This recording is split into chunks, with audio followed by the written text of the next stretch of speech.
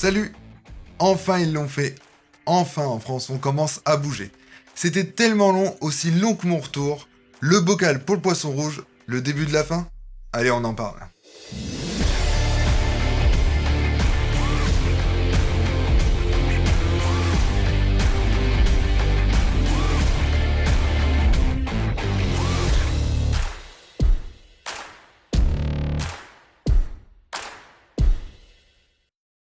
Je suis très heureux de vous retrouver pour cette nouvelle année. Ce matin en me levant, j'ai vu un article chez ActuFR qui parlait du bocal à poisson. Du coup, j'ai cliqué sur l'article pour lire et le titre était très alléchant. Bientôt la fin des aquariums ronds pour les poissons rouges? Le combat que bon nombre de personnes a surmonté va-t-il avoir un dénouement? Je vous propose qu'on lise un peu l'article. Imaginez-vous enfermé à vie dans une pièce de 10 mètres carrés, sans aucun objet pour vous occuper. Il y a de quoi devenir fou. C'est pourtant la vie que mènent les poissons rouges dans les aquariums ronds. L'entreprise Agrobiosers, numéro 1 des produits en aquariophilie en France, a décidé de prendre le problème de maltraitance animale très au sérieux. Elle vient d'interdire en janvier 2022 la vente de ces bocaux. Comme l'explique son PDG Mathieu Lambeau à nos confrères de BFM TV, on adore offrir un bocal et un poisson rouge à notre enfant. C'est très mignon pour eux, mais ça tue les poissons.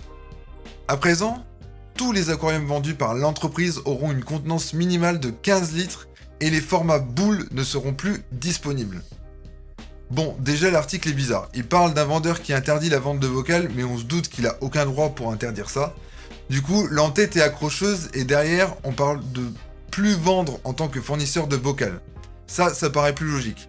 Par contre, moins de 15 litres, ça c'est encore discutable. On peut facilement imaginer un aquarium de 10 litres avec des plantes et quelques escargots, ça c'est pas un problème pour eux. Je suis sûr qu'un tas de gens font ce genre de choses, du coup je suis un peu perplexe face à cette décision. Je comprends l'utilité, mais il y a quand même le Pico Aquascaping ou le Pico Aquarium et tous ces activités quoi. Je trouve pas judicieux de faire ça, surtout que si c'est vraiment un rapport avec le poisson rouge, il faut bien plus que 15 litres pour qu'il puisse y vivre. Ça n'a pas trop de sens de supprimer ça. Bon allez, on retourne sur l'article. Le poisson rouge n'est pas un meuble, mais un être vivant. Cette décision a été applaudie par la fondation Brigitte Bardot. C'est une très bonne chose, se réjouit auprès d'ActuFR Christophe Marie, le porte-parole. Ce problème est récurrent depuis longtemps, on prend enfin conscience que le poisson rouge n'est pas un meuble, mais un être vivant. Surtout, ce contenant ne répond pas du tout aux besoins physiologiques du poisson. L'Association française du poisson rouge souligne, elle, que les bocaux provoquent des maladies et du stress permanent au poisson et l'empêchent notamment de se développer. La pollution de l'eau, les changements trop fréquents, la température non adaptée sont autant de facteurs qui nuisent gravement à sa santé. Christophe Marie compare le mouvement sphérique auquel il est contraint à celui des animaux de cirque enfermés dans des cages.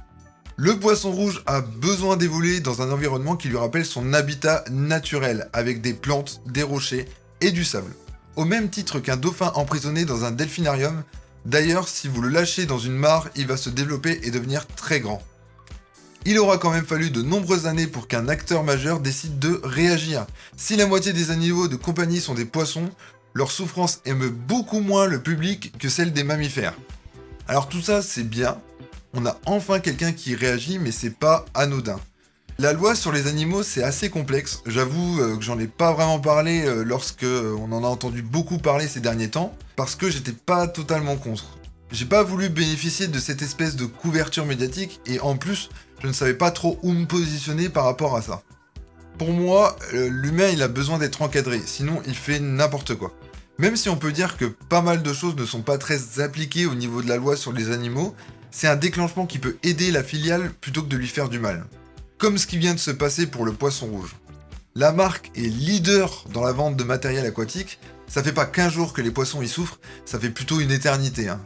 La démarche est cool, mais on essaie juste de rentrer dans les clous pour éviter une totale interdiction un jour d'avoir des poissons chez nous.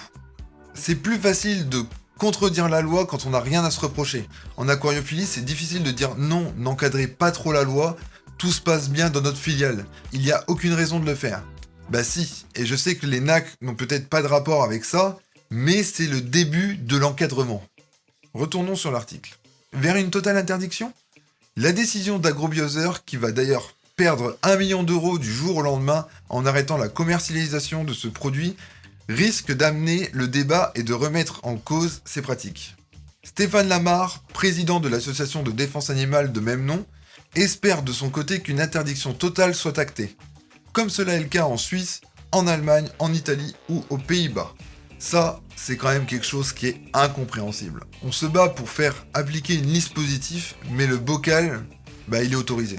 Franchement, c'est une preuve que les personnes qui se sont démenées pour faire appliquer leur loi, ils n'y connaissent pas grand-chose en fait, parce qu'il y a des choses qui sont beaucoup plus graves. Je veux dire, mettre une liste positive et derrière laisser autoriser le bocal. Avant cela, il va falloir éduquer les enfants et les plus jeunes que le poisson rouge est un être sensible, sujet au stress et à l'angoisse. Une problématique qui n'a encore pas été saisie par les représentants politiques. Mais le fait que des animaleries commencent à refuser de vendre des bocaux est un très bon signal. Merci à tous les influenceurs de la toile qui participent à influencer les plus jeunes. Annie, Toupette pour les plus grands, mais aussi tous les youtubeurs qui en ont parlé ou en parlent, des rédacteurs d'articles ou de blogs, bref, tout ce qui peut participer à influencer la nouvelle génération d'aquariophilie. Les mentalités, ça évolue avec les générations. Du coup, c'est vraiment un plus d'avoir tous les plus gros qui en parlent en fait.